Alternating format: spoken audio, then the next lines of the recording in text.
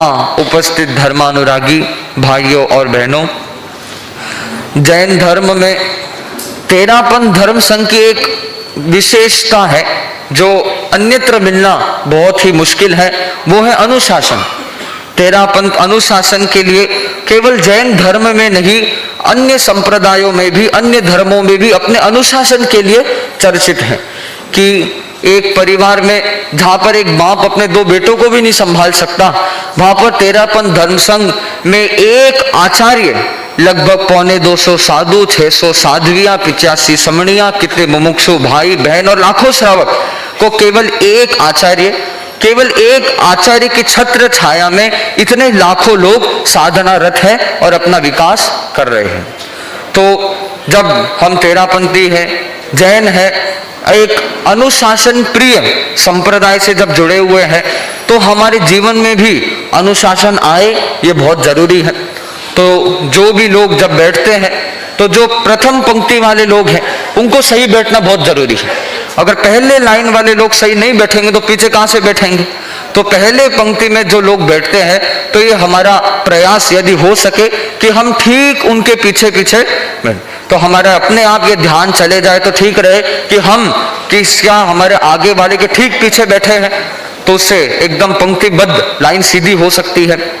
दूसरी बात, मैंने पहले भी एक बार शुरुआत में कहा था कि व्यक्ति इस हॉल में बाद में आता है, पहले वो सीढ़ियों से चढ़ के आता है। तो कितने लोग जब सीढ़ियों से आते हैं, मानो को नया व्यक्ति आया है, वो पहली बार तेरापंथ भवन का नाम सुन के आया है, वो अंदर प्रवेश करता है, उसने तेरापंथ के बारे में इतना अनुशासन की बातें सुनी थी, पर जब वहां पर वो चप्पलों के कचरे जैसे ढेर को देखता है, तो उसके आप सोचो उसके मन में क्या छाप जाती होगी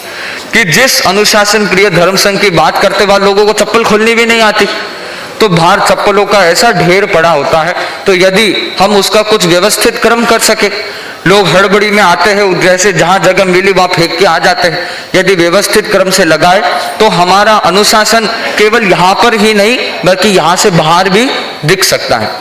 बहुत लोगों की सामायिक होती है, सामायिक में आप लोगों की जानकारी के लिए कि कुछ लोगों को ये बात नहीं पता है कि वो सामायिक में समय देखने के लिए मोबाइल की स्क्रीन चालू कर देते हैं, टाइम देखने के लिए, जो विधि सम्मत नहीं है, ये गलत है। ये सामायिक में श्रावक को नहीं कल्पना। आपके सामायिक में टाइम देखना है, एक घड़ी इधर है, बड़ी सारी घड़ी है, शायद बिना चश्मा भी दिख जाए,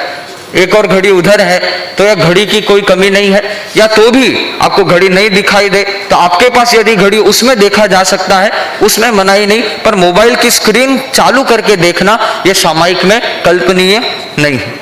दूसरी बात, सामायिक में मोबाइल होता है, ये ध्यान देना चाहिए कि हमारा बाबू प्रवचन के बीच में रोए नहीं। ये मोबाइल है, बार बार बीच बीच में बहुत लोगों का बोल पड़ता है, तो सामायिक लेने से पहले हम ये ध्यान दे दे कि बीच में वो हमारे लिए बाधक नहीं बने, क्योंकि एक मोबाइल बजने से केवल एक व्यक्ति नहीं, बोलने वाले को भी कठिनाई, बोलने वाला भूल जाएगा क्या बोल रहा था।